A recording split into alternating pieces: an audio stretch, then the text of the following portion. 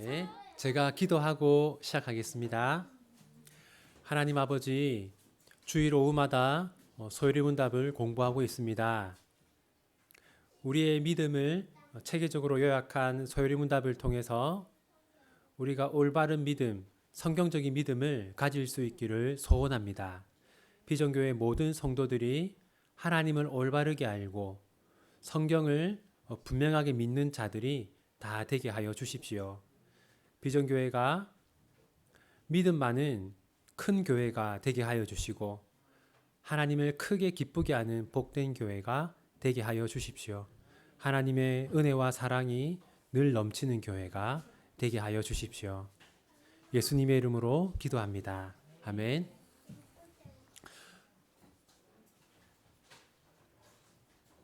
자, 이제 우리가 오늘 26과 보게 되는데요. 26과의 제목은 효력 있는 부르심입니다. 아마 여러분 우리가 지금까지 공부한 내용들 중에서 칭의라든지 성화라든지 이런 것들을 다 좀 이렇게 들어본 기억이 있고 대충 어떤 내용인지 아실 텐데 아마 이 용어는 처음 들어보는 분들이 많을 겁니다. 효력 있는 부르심 어떤 내용인지 함께 살펴보도록 하겠습니다. 우리가 지난주에 성부, 성자, 성령 고유한 사역이 있다라는 것을 우리가 배웠죠. 그래서 성부 하나님의 고유한 사역이 뭐냐면 우리의 구원을 계획하신 거라고 했습니다. 그리고 성자 하나님의 고유한 사역은 우리의 구원을 이루신 거. 성령 하나님의 고유한 사역은 우리의 구원을 우리에게 적용하신 거라고 했습니다. 그래서 우리가 이제 오늘부터 한두 달에 걸쳐서 이 성령님이 우리에게 구원을 적용한다는 게 어떤 뜻인가 하는 걸 한번 살펴보도록 하겠습니다. 여러분 먼저 이제 성부 하나님이 계획하시고 성자 하나님이 이루신 구원을 성령 하나님이 우리에게 적용하려면 성령 하나님은 우리를 구원으로 불러야 합니다. 자, 그런데 하나님이 성령님을 통해서 우리를 부르실 때 거기에는 크게 두 가지 종류가 있습니다. 하나는 외적인 부르심이 있고요. 둘째는 내적인 부르심이 있습니다. 이게 무슨 말이냐? 한번 보시면은요. 자, 먼저 외적인 부르심을 보겠습니다. 외적인 부르심이라는 건 말 그대로 이렇게 한 사람이 있으면 그 사람의 밖에서 그 사람을 구원으로 교회로 부르는 겁니다. 자, 보시면요. 지금 한 여성도님이 어떤 한 남성에게 복음을 전하고 있잖아요. 그죠? 그래서 지금 이 여성분이 저 남성분에게 예수님을 믿어라. 교회로 와라. 그렇게 하고 있잖아요. 그죠? 바로 이게 부르는 겁니다. 구원으로 부르는 것이죠. 부르는데 지금 저 남성분의 밖에서 부르고 있잖아요. 그죠? 그래서 이거를 외적인 부르심이라고 합니다. 외적인 부르심이란 그러니까 누가 하는 거냐면 우리가 하는 거죠. 교회가 하는 겁니다. 교회가 하는 전도와 선교를 외적인 부르심이라고 합니다. 그런데 여러분들 전도해 보신 분들은 다 아실 텐데 여러분들이 복음을 전하면 복음을 듣는 족족 다 교회로 옵니까? 아니죠. 그래서 외적인 부르심은 항상 효력이 있지 않습니다. 자, 그 다음에 내적인 부르심이라고 하는 게 있습니다. 여러분, 자, 이름 그대로 내적인 부르심이니까 하나님이 어디에서 그 사람을 부르는 겁니까? 네, 그 사람의 마음속에서 부르는 겁니다. 자, 보세요. 이제 저 여성도님이 저 남성분에게 복음을 전하고 있는데 그때 여러분, 자, 우리가 복음을 전할 때 우리만 전하는 게 아니라 성령님도 그 사람의 마음속에서 복음을 전하고 있어요. 그래서 마음속에서 부른다고 해서 내적인 부르심이라고 하고 내적인 부르심은 누가 하느냐? 성령님이 하시는 겁니다. 그럼 여러분, 자, 보십시오. 외적인 부르심. 우리가 그 사람의 밖에서 교회로 와라, 예수님 믿어라 하고 복음을 전하는 것은 항상 효력이 있습니까? 없습니까? 항상 효력이 있는 것은 아닙니다. 그런데 성령님이 그 사람의 마음속에서 부르면 효력이 항상 있겠습니까? 없겠습니까?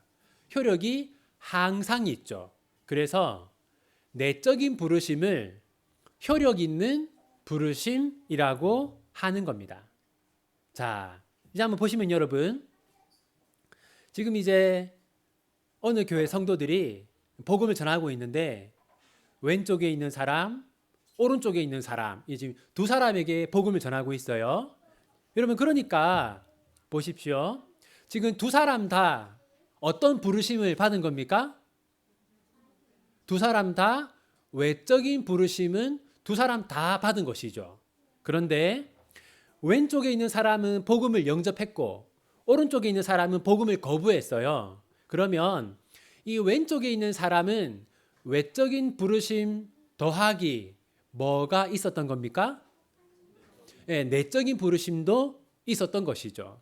그러니까 우리가 알 수 있는 것은 뭐냐면 한 사람이 회심해서 하나님께로 돌아오려면 우리가 복음을 전하는 외적인 부르심뿐만 아니라 성령 하나님도 일하시는 내적인 부르심도 있어야 한다라는 걸 우리가 알 수 있어요.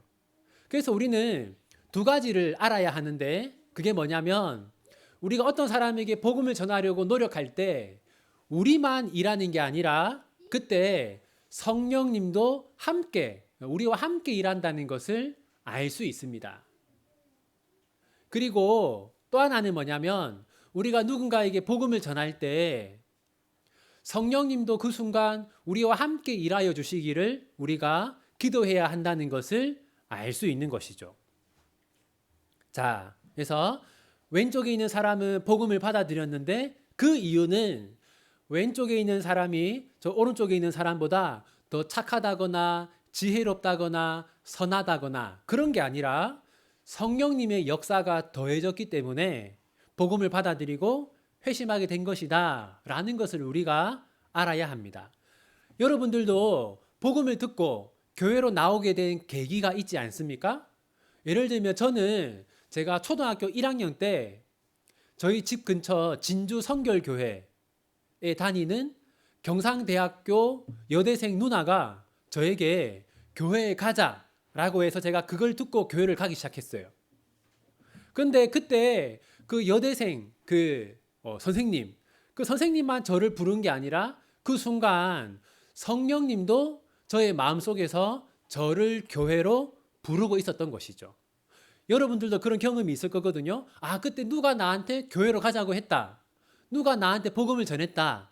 그러니까 내가 그 복음을 듣고 교회로 갔다. 그런데 중요한 것은 그때 성령님도 여러분의 마음속에서 일하고 있었다라는 겁니다. 자, 이제 한번 교재를 보겠습니다. 교재 124쪽 1번. 효력 있는 부르심은 누가 하시는 일입니까? 같이 읽겠습니다. 우리 주 예수 그리스도의 하나님 영광의 아버지께서 지혜와 계시의 영을 너희에게 주사 하나님을 알게 하시고, 지금 사도 바울이 기도하고 있거든요. 기도하면서 뭐라고 하냐면 너희들이 하나님을 알게 되기를 바란다라고 하는데, 네, 여러분, 지금 바울은 지금 에베소 교회 성도들이 하나님을 알려면 누가 있어야 한다고 말합니까? 예수님. 네. 지혜와 계시의 영 누구겠습니까? 네. 성령님. 네. 성령님. 네. 여러분, 무슨 말이냐면 우리가 하나님을 알려면 반드시 누구의 도움이 필요하다는 거예요? 성령님의 도움이 필요하다는 겁니다. 그래서 효력 있는 부르심은 우리 안에서 성령님이 하시는 일입니다. 2번, 성령님은 어떻게 우리를 효력 있게 부르십니까?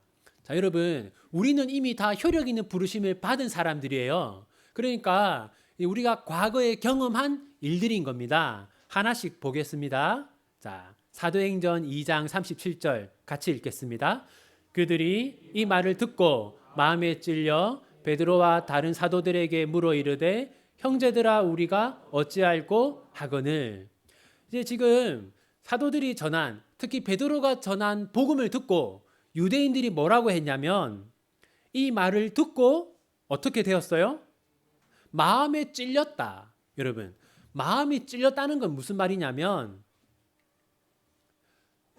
자신의 죄를 알게 되었다라는 거죠. 여러분, 이 유대인들이 어떤 사람들이냐면 바로 얼마 전에 예수님을 십자가에 못 박으라고 고함을 지르던 사람들입니다. 이 유대인들이 하나님의 아들을 십자가에 못 박고도 한동안 전혀 죄책감을 느끼지 못하고 있었어요. 그런데 이때 갑자기 죄책감을 느꼈어요. 그러니까 이거는 누가 한 일입니까? 성령 하나님이 하신 일입니다. 성령 하나님이 우리를 구원으로 부르실 때, 우리를 교회로 부르실 때 첫 번째로 내가 죄인이구나 라는 걸 알게 하십니다. 두 번째, 고린도전서 2장 10절 같이 읽겠습니다. 오직 하나님이 성령으로 이것을 우리에게 보이셨으니 성령은 모든 것 곧 하나님의 깊은 것까지도 통달하시느니라. 여러분, 저기서 하나님의 깊은 것, 저게 뭐냐면요, 이 고린도전서 2장 저 앞부분을 보면 사도 바울이 뭐라고 하냐면 너희들이 예수님이 누군지 몰랐기 때문에 예수님을 십자가에 못 박았다, 그 말을 한단 말이에요. 그러니까 여기서 말하는 하나님의 깊은 것은 누구를 말하는 거냐면 예수님을 말하는 겁니다. 그런데 자, 예수님을 알려면 누구의 도움이 필요하다고요? 네, 하나님이 성령으로 이것을 우리에게 보이셨으니. 자, 그러니까 여러분, 성령님이 우리 마음속에서 어떤 일을 하시냐면 우리가 예수님이 어떤 분인지 알게 합니다. 여러분들은 예수님이 하나님의 아들이다, 예수님이 하나님인데 사람으로 이 땅에 오셨다, 예수님이 나를 위해 십자가에서 죽으셨다라는 걸 여러분 다 알고 믿지 않습니까? 그런데 세상 사람들은 절대로 인정하지 않고 믿지 않습니다. 어떻게 세상에 똑똑한 사람들은 안 믿는데 우리는 믿느냐? 우리 안에 성령님이 일하고 계시기 때문이죠. 세 번째, 에스겔 36장 26절 같이 읽겠습니다. 또 새 영을 너희 속에 두고 새 마음을 너희에게 주되 너희 육신에서 굳은 마음을 제거하고 부드러운 마음을 줄 것이며. 여기 보면 새 영을 너희 속에 둔다. 이 새 영은 누구냐면 성령님입니다. 하나님이 우리에게 성령님을 보내신다는 약속인데 하나님이 우리에게 성령을 보내면 우리의 마음이 어떻게 됩니까? 굳은 마음, 딱딱한 마음이 부드러운 마음이 된다는 겁니다. 자, 이게 무슨 말이냐면 우리의 마음을 새롭게 하시는 거죠.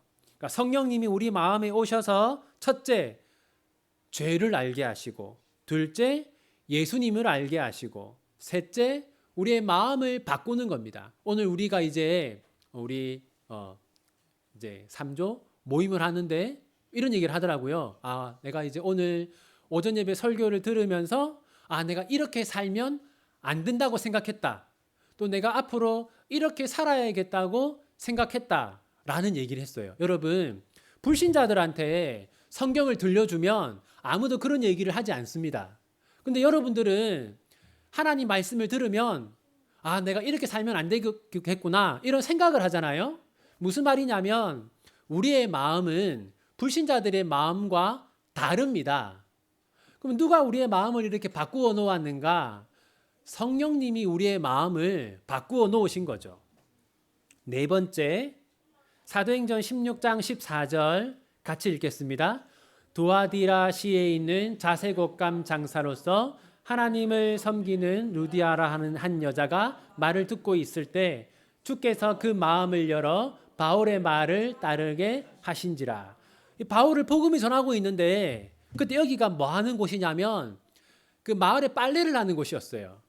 이렇게 시내가 흐르고 그 마을에 많은 여성들이 거기서 모여서 빨래를 하는 곳이었는데, 그러니까 이 루디아 외에도 수많은 여성들이 거기에 있었단 말이에요. 그런데 거기서 루디아만 바울이 전한 복음을 받아들였습니다. 그런데 왜 루디아는 복음을 받아들였는가? 자, 주께서 그 마음을 열어 바울의 말을 따르게 하신지라. 성령님이 우리 마음에 오셔서 우리가 예수님을 영접하도록 하시는 겁니다. 자, 여러분, 그래서 성령님이 우리를 구원으로 부르시고 하나님께로 부르시고 교회로 부르세요. 성령님이 우리 안에서 부르시기 때문에 내적인 부르심이라고 하고, 성령님이 부르시면 반드시 효력이 있기 때문에 효력 있는 부르심이라고 합니다. 그 방법은 첫째, 우리의 죄를 알게 하고, 둘째, 예수님을 알게 하고, 셋째, 마음을 새롭게 하고, 넷째, 예수님을 영접하게 하십니다. 이 네 가지가 성령님이 우리를 구원으로 부르기 위해서 우리 마음속에서 하시는 일입니다.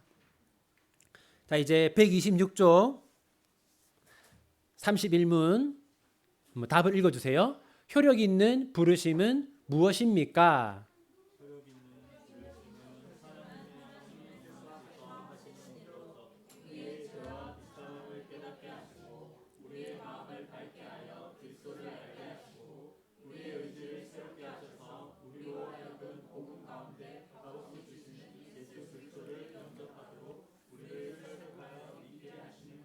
네.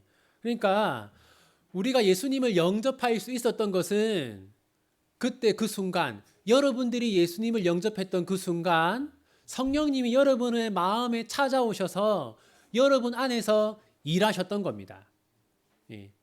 성부, 성자, 성령, 삼위 하나님 가운데 한 분인 성령 하나님이 친히 우리를 찾아오셔서 우리의 마음을 바꾸어 놓으신 거죠. 그러니까 우리가 예수님을 영접하고 우리가 하나님의 백성이 되고 우리가 교회의 신자가 된 것은 하나님이 하신 일입니다. 놀라운 일이죠.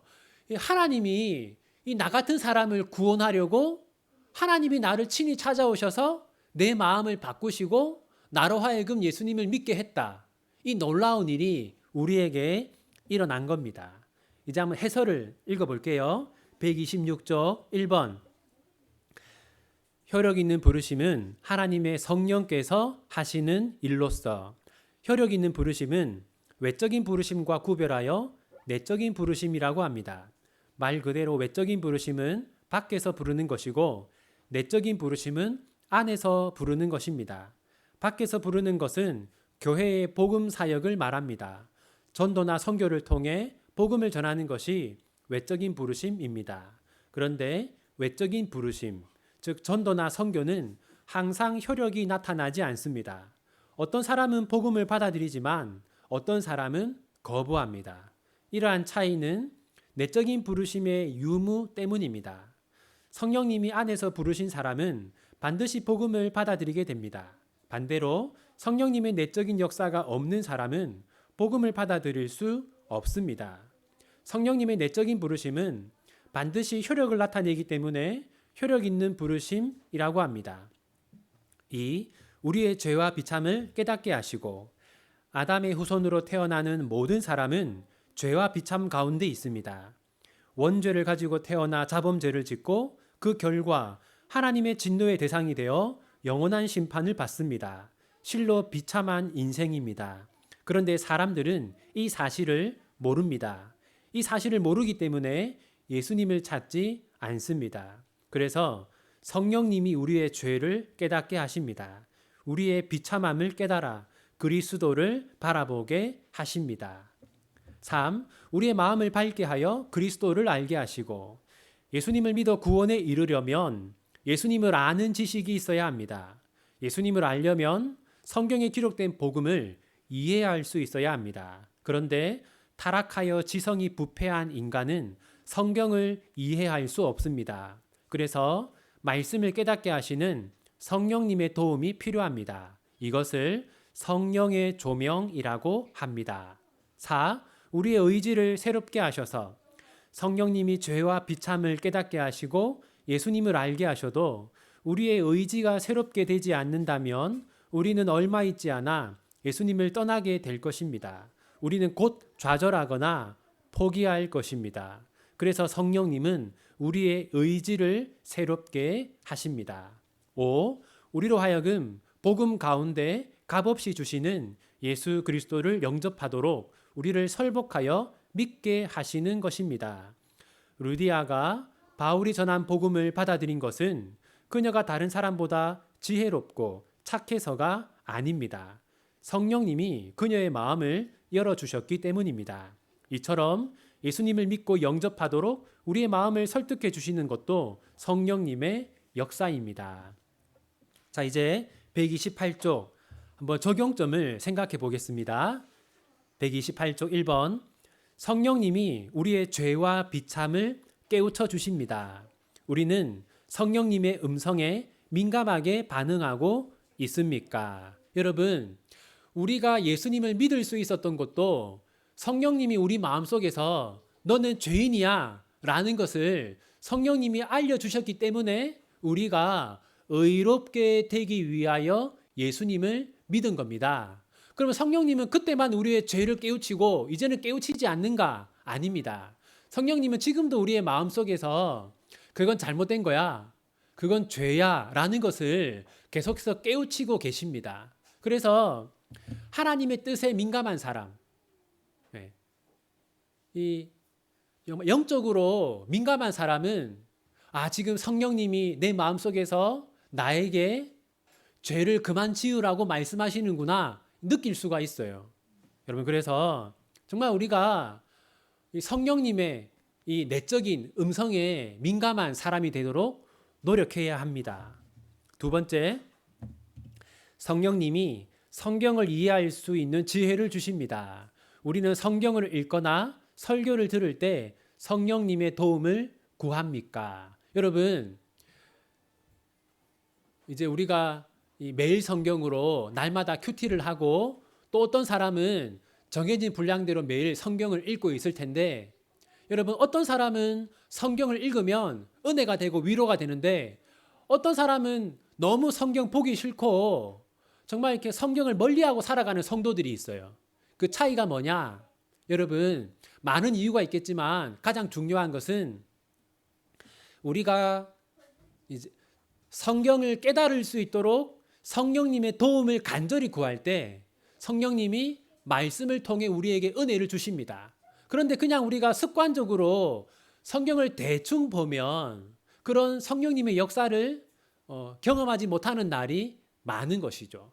그러므로 우리가 정말 내 안에 계신 성령님, 지금 이 말씀 묵상하는데 이 말씀 통해서 많은 은혜를 받을 수 있도록 도와주십시오라고 우리가 그렇게 기도하고 하나님의 은혜를 구해야만 우리가 말씀을 통해서 많은 은혜를 받을 수 있을 것입니다.